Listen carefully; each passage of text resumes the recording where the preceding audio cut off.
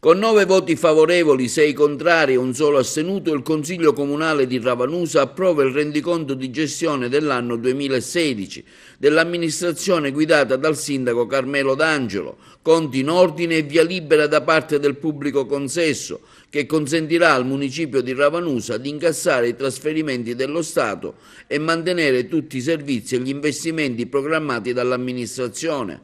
Il rendiconto del bilancio 2016 era stato già esitato dalla Giunta Municipale nello scorso mese di settembre e dopo il vaglio dei revisori contabili che hanno espresso il loro parere favorevole e la nomina di un commissario che si sarebbe sostituito al Consiglio Comunale in caso di mancata approvazione, giunge il disco verde che certifica la solidità dei conti del Comune di Ravanusa.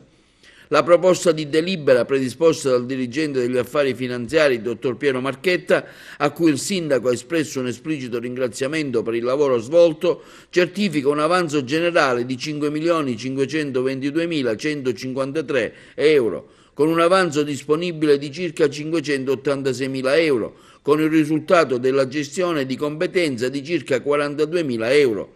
L'amministrazione ha provveduto così ad accantonare circa 490.000 euro per il pagamento di potenziali oneri derivanti da sentenze e da contenziosi, da debiti pregressi accumulati per lo più nelle precedenti gestioni amministrative, nei riguardi sia della Dedolo Ambiente e del Tre Sorgenti.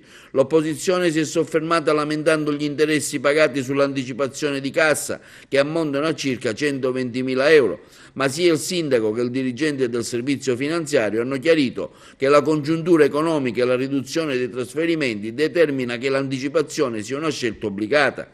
Sono soddisfatto, ha dichiarato il sindaco della città, del lavoro encomiabile svolto dagli uffici di ragioneria guidati dal dottore Marchetta. Lavorare in anticipazione di cassa, come sanno molti amministratori, ha aggiunto Carmelo D'Angelo, è quasi una scelta obbligata, visto i ritardi dei trasferimenti statali e regionali. Se si vogliono pagare gli stipendi con regolarità, mantenere le strade senza rifiuti, garantire i servizi e gli investimenti.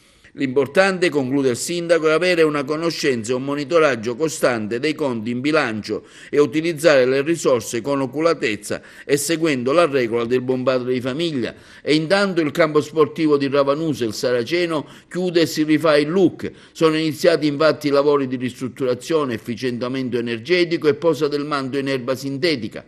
Il costo complessivo dell'opera sarà di 700.000 euro, finanziati dal credito sportivo. Si tratta di un importantissimo risultato che potrebbe ottenere l'amministrazione guidata dal sindaco Carmelo D'Angelo e da tutta la cittadinanza che da tempo chiede infatti la ristrutturazione del campo comunale.